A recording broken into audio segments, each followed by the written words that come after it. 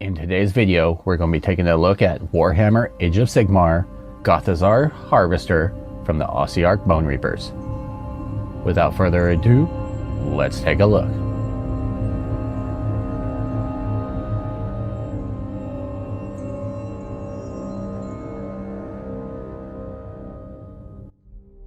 Alright, so here we are down at the table, boys and girls, and we're going to be taking a look at this guy. Yes, this is the Gothizzar Harvester from the Ossiarch Bonereapers, and this is the Cadaver Collector.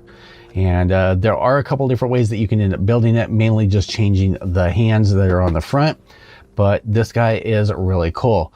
I really like these designs. I think that they've done really well with their new designs and everything. A lot more detail than the old styles. I just really like it. Taking a look at the back side of the box here, you can see monstrous collector of fallen cadavers. You have the Ossiarch banner, and I should get the book because the story itself really intrigues me. So I definitely want to check that out.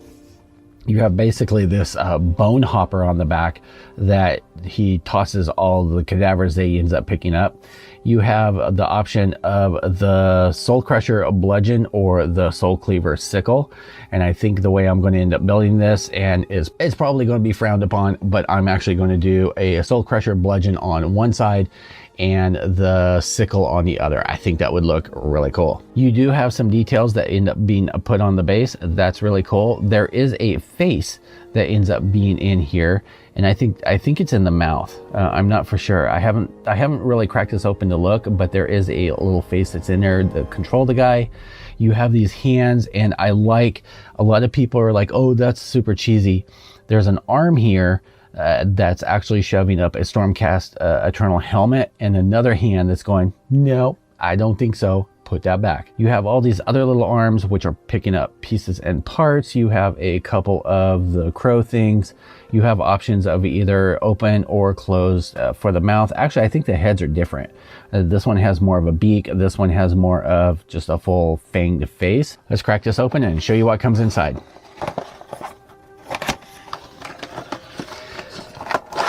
So inside you get the instruction booklet. Taking a look, you basically get the same artwork that you do on the box. You get in, what is it, like the average 5 languages that they end up putting it into, the do's, the don'ts, what the little icons mean. You get the instructions for building. So pretty cool, shows you the completed parts. And I want to see how this ends up going together, because I'm thinking some parts will be actually better separated, but I'm not sure. I've seen people do it with and without. It actually also looks like it gives you an option, whichever head that you put on there, that you can position it where it's either looking left or it's looking right. That's actually kind of cool that you have that option without having to do any modification. More continuation on putting it all together. More putting it on together, you're just putting it on bone parts. There's some armor pieces that go on there. More bone parts and arms, you can see that there. Here you have the options for the front arms, which weapons that you want to put on there. And you can magnetize this so that you can swap it out. So here you have those options. Finalizing and putting everything all together. And then here you have this one, or the one with the sickles. The differences that they're showing is head position and the arms. And for the English people, here is the instructions on him. I don't play, I just love building and working on these, so I'll let you guys take a peek. For your French and Espanol, Dutch and Italian, and then you get the normal Citadel, GW, paint scheme, what colors and everything. They could do a little bit. I personally think they could do better as far as their instructions on here. I don't know the color tone. I do know that I like the greenish fabric, with it being a part of Nagash's army. I do like the greenish colors on there with the gold. I do like that.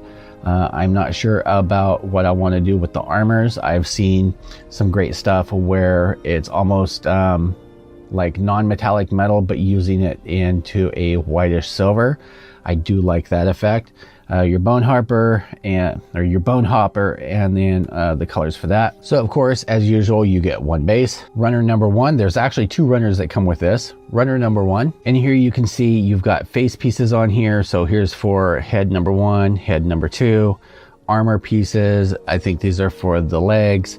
I know these are for the front arms, for the back legs. Here is your banner right here. Great detail. Like I said, all of the impressions as far as the runes that are on here for the arms. Here's the bludgeons, which those come in 2 pieces. Your other little arms that are down here. One of the crows, one of the base pieces. And then here we are with the second runner, and this is going to be the main body. This is going to be, I believe, for the top. This is going to be all the bones and stuff and the hopper. I call it a hopper, collector, whatever you want to end up calling it.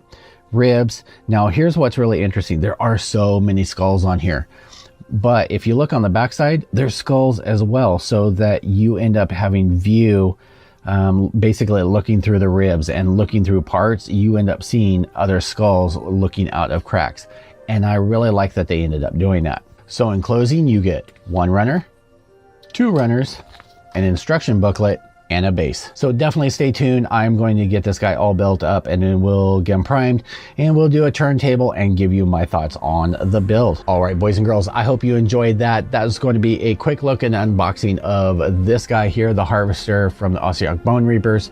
I'm going to get this guy all built up and everything, and then we'll put him on the turntable after he's been primed, give you my thoughts on the build itself and some ideas for painting. If you have any ideas on a color scheme, definitely leave a comment down below. If you are an army player and you pick these up, what are your thoughts on them? Do you like them as far as playability? Do you like them as far as model wise?